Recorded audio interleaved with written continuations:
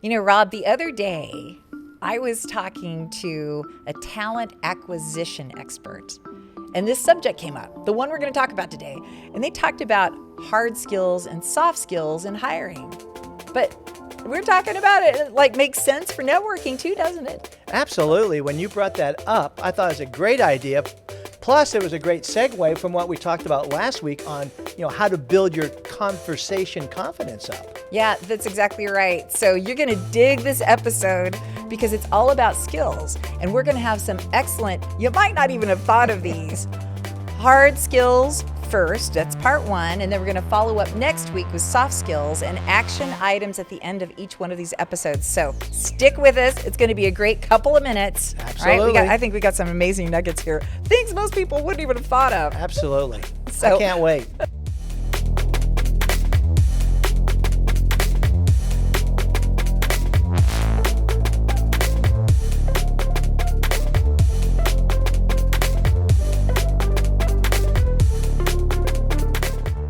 I know. Network Today, where we take you from meeting people to Making money faster. And this is going to be a money maker for you if you really pay attention. So you might just scoot through this and just be blah, blah, blah. There's Rob Sheryl, blah, blah, blah. But the truth is, people who really pay attention and they get back with me and say, Sheryl, oh my gosh, I implemented that. It was information that went into my brain and I implemented it. They're seeing success in networking. And I love that. Oh, absolutely. It's so rewarding. That's what we're trying to do here. Our theme is changing the networking mindset. That's right. So let's talk about hard skills.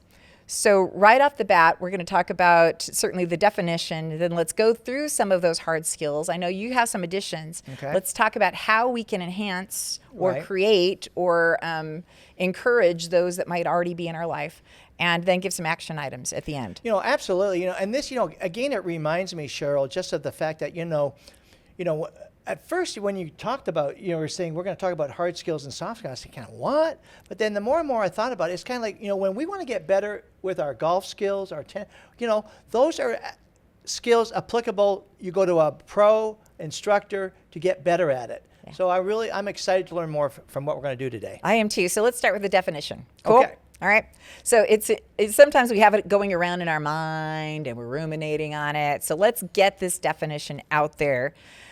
It is a hard skill that is a technical skill needed to perform a job or land a new one. So if you're in the middle of a job transition, this is a great episode for you. They are typically industry specific. Okay. However, many are universal. Meaning I would agree with that. You can take it from, hey, I've got this skill set, this technical training, and I can also use it in this new industry that I'm applying for. For example, this is a great example. A financial analyst would need a different set of hard skills from a carpenter, but some of these skill sets can be transferable from industry to industry. So what do you guess my first one? You have the list, right? I don't have the list. You don't? Good. Let me surprise you. So the first one that I thought of, and a hard skill that was important to me, because I'm thinking about when you walk into a room and a networking event, right? Okay. You walk into a room with other people that you want to meet. What's the first thing people notice about you? I think the first thing is, is your happy face, your smile. Well, that's a good one. How you present yourself. So I think it's in the happy face smile. That's good. So that's kind of a part of what I was thinking. Posture. For me, the first thing that I see when somebody walks in the room, if they've got the posture of confidence, it's typically somebody that I'm gravitated toward that I want to meet. Absolutely. I totally agree. So if somebody's really struggling with their in-person confidence look, what would be something that you would tell them to do to correct that? I think the number one thing is put a big old smile on your face. That's right. It's the easiest thing to do, and it's something again I think people do struggle with. Yeah. Especially say introverts. Yeah. But I think that's the easiest thing to do is put on a big smile. Yeah. If you're anxious, having a bad day, let us not see it on your face. Right. Turn that frown upside down, baby. There you go. All right. The handshake. I love now. There are a lot of people now who don't want to shake hands. Do you shake hands? I still say, every once in a while, do the old fist pump. When do you do a fist bump? Well, typically the fist pump would be somebody I know already. Okay. So that's our buddy way to greet somebody. Okay, so let's say it's a more formal atmosphere, and you're going to a business event. A lot of times, and a secret I've been doing is I wait to see if they extend the handshake first. Okay. All right. Fair enough. Okay. Because some people feel really uncomfortable with it. Right. I just stick my hand out there. So, Yeah. and then you can kind of see them go, oh, and I'm like, okay, I'll just, nothing. Right. So, nothing, Yeah. I got nothing for you.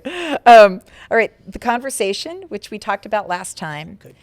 And so if you missed that episode, go back. Absolutely go back. I learned so much from that last week. That was a great 18-minute episode. Yes. I love that. And so I feel like that's a hard skill that you should incorporate, that everybody should master. Absolutely. I mean, conversation is how you present yourself.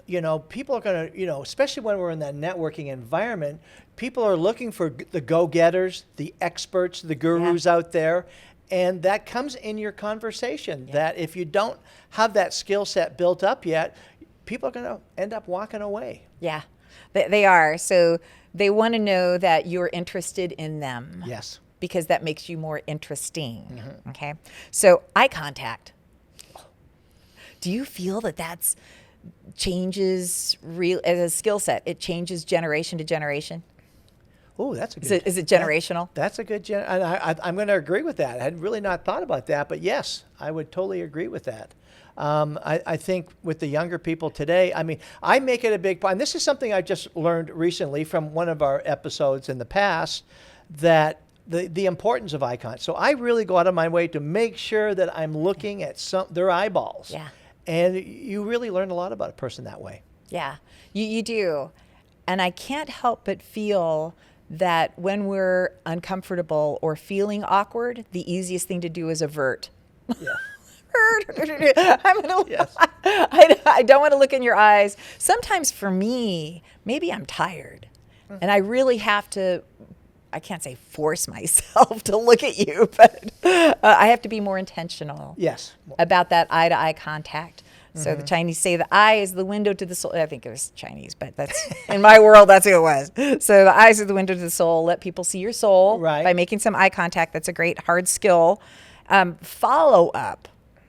Being organized enough to, after your networking event, take the information you have and take that collection of a card into a connection for your networking group. Right. Absolutely. And again, I always like to highlight this, Sheryl, on the Purple Cow Branding website under free resources for networking, where we do have that scorecard, that it's so important. Now, when you go to a mid-market professionals, there's 60, 70 people there. You're going to walk out with a dozen cards. You probably walk out there with 4 or 5 terrific conversations. You've got to have the scorecard and make yourself write those things down so that you don't let so you won't forget about it. Yeah. So. Now, this is just a great tip that occurred to me while you're talking about that. So whether you use your scorecard, some people love documenting things. And if so, get the scorecard, please get the scorecard. If you don't love documenting things, if you feel like, hey, that's too much documentation for me, so I won't get it done, just go to your calendar where you had it, and you can down in the note, like go into edit mode, and down in the notes, write down, hey, A+, C-, and then who you met. Right. That's a great way to kind of at least loosely keep tabs on how you felt about that networking event, and you can put some other things in there for sure. The last on my list, and I know you have some things on yours as well, referrals. So after the follow-up, there's follow-up to the follow-up. And that's not just, hey, great meeting you, glad we connected on LinkedIn. But then it's, hey, let's schedule a one-to-one and let me give you referrals. Yes. Yeah, absolutely. And again, that's something we've talked about many times, and it's finally sinking into me. And so this is, again, like anything else, it's a skill set you've got to learn. You've got to repeat it. And again, it's finally sinking in with me that, I've got to have those scheduled, the one-to-ones. Yeah. And then that's where being prepared for the meeting, and not just winging it, not just showing up, But giving those referrals, and a referral doesn't necessarily just mean a lead. It could be exchanging a contact in your community that you can give somebody. So I think when everyone mentions referral, they always think, I got to give you a lead. Yeah. And that's hard to do. Yeah. But, introducing to someone, that's easy to do, and it's very important. Yeah. So a referral could be just somebody who knows other people that person's trying to do business with, right? So, but also let's talk about the reciprocity of referrals. So I was just meeting with Randall Holmes, the great Randall Holmes, over at the CUTX Allen Event Center, and we were talking about kind of the holes in our networking life, and he says, Sheryl, I'm not asking for referrals enough. So with that, I think a hard skill is to be schooled in asking for referrals when we meet with people. I think not just giving, right, but also asking. No, that's another great point. You know what? I mean, I'm thinking about how I talk to people. I don't think I'm asking enough myself either. So an easy thing I know for me. So if you want to know how you can succinctly, you have to work on it, right? Yes. We work on it. Big so time. For me, I said, people are like, how can I help you, Sheryl? I've really just boiled it down to, if you know any business owners with 1099 contract labor, that's a good connection for me. And all of a sudden, I get 2-3 referrals a week, where it used to be maybe that a month, maybe. Right. So, so really just figure out how. You don't have to do this whole long. You don't have to give them a book. Right. It doesn't have to be a library on the people you're working with. But what you need is just a succinct. Hey, if you hear this key word while you're out there networking or amongst your businesses, then that should trigger a great referral for me. Yeah. So, and what for you? What would be the boiled down? Hey, if you hear this term, that's a great referral for me. For me in Smart Office USA, I always say, if you know somebody that is moving or expanding. Yep. That's the key. That's all you got to ask somebody. Are you going to be moving sometime in 2024 or expanding in 2024? That would be a great referral for me. And I think that's an easy keyword to listen for, right? But Yeah. that also says, hey, I bet commercial realtors would be a great connection for you. Exactly.